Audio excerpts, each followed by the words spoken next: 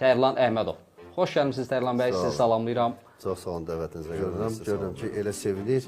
O polisin sevinci mənim qolumun gözəlliyindən daha çox mənə ləzzət edir. Bir gördüm ki, yük yerinin qapısı açıldı. Bir nəfər belə qalustuklu bir kişi oturub baxır üzümə. Mənə deyir ki, sən burada nə edirsən? Dedim ki, bagajları dedim şeylər. Nəzarət edin. Çamızdan biri içkidə olub. Gecə həddindən artıq çox içib.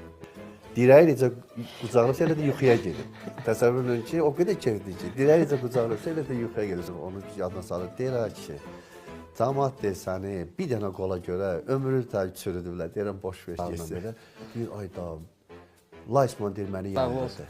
Mənim üçün soldan, məsələn üçün Yunus Hüseynovdan güclü futbolçu mən görməmişəm. Real Madrid. Yunus Hüseynov. Bəli. Futbolda ustalıq dediyimiz məqam nədir? Rəqibi aldatmaq yoxsa mətbuatda suallardan yayınmaq?